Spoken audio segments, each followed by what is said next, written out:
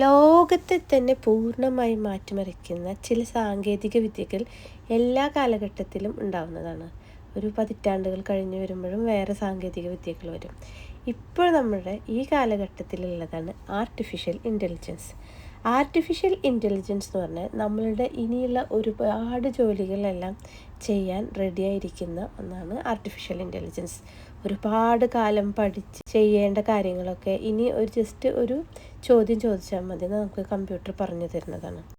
അതിനാൽ തന്നെ നമ്മളുടെ ഓരോ ആവശ്യങ്ങൾക്ക് വേണ്ടിയിട്ട് എങ്ങനെ ആർട്ടിഫിഷ്യൽ ഇൻ്റലിജൻസ് ഉപയോഗപ്പെടുത്തുക എന്നുള്ളത് നമ്മൾ ഓരോരുത്തരും അറിഞ്ഞിരിക്കേണ്ടതാണ്, നമ്മൾ ഓരോരുത്തരും പഠിച്ചിരിക്കേണ്ടതാണ്. എന്താണ് ആർട്ടിഫിഷ്യൽ ഇൻ്റലിജൻസ്? നമ്മൾ ലൈഫിലോട്ട് ഇനിയുള്ള കാലങ്ങൾ മുഴുവൻ നമ്മൾ ഈ ആർട്ടിഫിഷ്യൽ ഇൻ്റലിജൻസ് എന്തായാലും നമ്മൾ യൂസ് ചെയ്യുന്നുണ്ടാവും. ഓൾറെഡി നമ്മളത് ഉപയോഗിക്കുന്നുണ്ട്.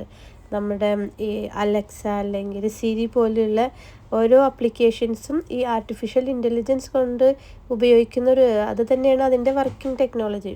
അതുപോലെ തന്നെ നിങ്ങൾ യൂട്യൂബിൽ, ഇൻസ്റ്റാഗ്രാം, ഫേസ്ബുക്കൊക്കെ യൂസ് ചെയ്യുന്നവരാണെങ്കിൽ എന്തായാലും അതിൽ നിങ്ങൾ ഒരു സാധനം സെർച്ച് ചെയ്താൽ, അതായത് യൂട്യൂബിൽ പോയിട്ട് നമ്മളൊരു കുക്കിംഗ് വീഡിയോ ആണ് സെർച്ച് ചെയ്തത്, cooking video for chicken biryani എന്നാണ് നിങ്ങൾ സെർച്ച് ചെയ്തിട്ടുണ്ടെങ്കിൽ അത് 2-3 പ്രാവശ്യം നിങ്ങൾ സെർച്ച് ചെയ്ത് കഴിയുമ്പോൾ പിന്നെ നിങ്ങൾക്ക് സജഷനായിട്ട് വരുന്നതിൽ ചിക്കൻ ബിരിയാണിയുടെ ഡിഫറെൻറ്റ് വീഡിയോസ്, അതായത് പലരും അപ്ലോഡ് ചെയ്ത വീഡിയോസ് നിങ്ങൾക്ക് വരുന്നുണ്ട്. അതെങ്ങനെയാണ് വരുന്നത്? അതാണ് ആർട്ടിഫിഷ്യൽ ഇൻ്റലിജൻസ്.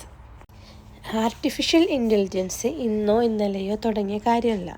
1964 MIT എന്നൊരു കമ്പനിയിലെ റിസർച്ചേഴ്സ് എങ്ങനെ മനുഷ്യന് കമ്പ്യൂട്ടറുമായി ഇൻട്രാക്ട് ചെയ്യാം എന്നുള്ളതിനെ കുറിച്ച് പഠിച്ച് അവർ ഒരു പ്രോഗ്രാം ചെയ്തിരുന്നു. എലിസ എന്നാണ് അവർ അന്ന് അതിന് പേരിട്ടത്. അതാണ് ആർട്ടിഫിഷ്യൽ ഇൻ്റലിജൻസിൻ്റെ തുടക്കം. ആർട്ടിഫിഷ്യൽ ഇൻ്റലിജൻസ് എന്ന ടെക്നോളജി ഓരോ ദിവസവും പുതിയ അപ്ഡേഷൻ വന്നുകൊണ്ടിരിക്കുകയാണ്. അതുകൊണ്ട് തന്നെ നമ്മളും അതിനനുസരിച്ച്, ഈ ലോകം മാറുന്നതനുസരിച്ച് നമ്മൾക്കും മാറ്റങ്ങൾ വരേണ്ടതുണ്ട്. എനിക്കൊന്നും വേണ്ടതല്ലേ എന്ന് വിചാരിക്കരുത്. എല്ലാവരും അറിഞ്ഞിരിക്കേണ്ട ഒരു കാര്യമാണ്. നമ്മളെ വേൾഡിൽ എന്താ നടക്കുന്നതെന്നുള്ള കാര്യങ്ങൾ നമ്മൾ ഓരോരുത്തരും അറിഞ്ഞിരിക്കേണ്ടതാണ്. ഈ ടെക്നോളജി ഓരോ അപ്ഡേഷനനുസരിച്ച് നമ്മൾ ഓരോ പ്രൊഫഷനും ആവശ്യമുള്ളതാണ്. ടീച്ചറാണേലും എൻജിനീയർ ആണേലും ഡോക്ടർ ആണേലും എല്ലാവർക്കും. അതല്ല, ഇങ്ങനെ പ്രൊഫഷണൽ ജോബ് അല്ലാത്ത സാധാരണക്കാർക്ക് പോലും ഒരു ബിസിനസ് ചെയ്യുന്ന ആളാണെങ്കിൽ എങ്ങനെ അവരുടെ ബിസിനസ് അപ്ഗ്രേഡ് ചെയ്യാം, അതെല്ലാം പുതിയ ബിസിനസ്സിൻ്റെ ഐഡിയാസ് എന്തൊക്കെയാണ്, എങ്ങനെയുള്ള ബിസിനസ്സൊക്കെ ആയിരിക്കും നമ്മൾ ലൊക്കേഷൻ കൊടുത്ത്. ഇപ്പോൾ കേരളമാണെങ്കിൽ കേരളത്തിൽ എങ്ങനെയുള്ള ബിസിനസ്സൊക്കെയാണ് നല്ലത്, ഓരോ ലൊക്കേഷൻ അനുസരിച്ചിട്ട് എങ്ങനെയാണ് നല്ലത് എന്നൊക്കെ നമുക്ക് സെർച്ച് ചെയ്ത് കണ്ടെത്താൻ പറ്റും. കൂടാതെ വളരെ സിമ്പിളായി പറഞ്ഞാൽ നമുക്കൊരു ഫോട്ടോ വേണം.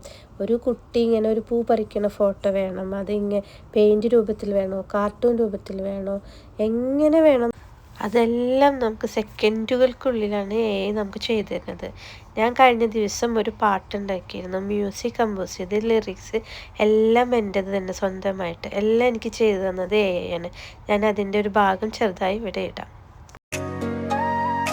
Lights are shining all along the street, music playing, feel the happy beat, dancing under stars that light the way, Hala February in Kuwait, hooray.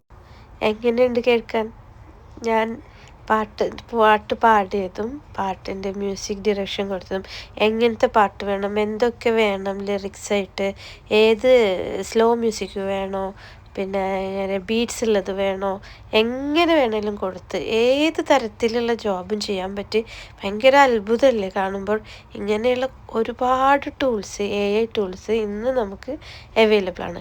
അതുകൊണ്ട് തന്നെ നമ്മളെല്ലാം അറിഞ്ഞിരിക്കേണ്ടതാണ് ഇതൊക്കെ ഉപയോഗിക്കാമെന്ന്. എല്ലാം ഉപയോഗിക്കാൻ പറ്റില്ലെങ്കിലും നമുക്ക് വേണ്ട കാര്യങ്ങൾ നമ്മൾക്ക് സെലക്ട് ചെയ്ത് യൂസ് ചെയ്യാൻ വേണ്ടിയിട്ട് കുറിച്ചിട്ടുള്ള വീഡിയോസാണ് ഞാൻ ചെയ്യാൻ ഉദ്ദേശിക്കുന്നത്.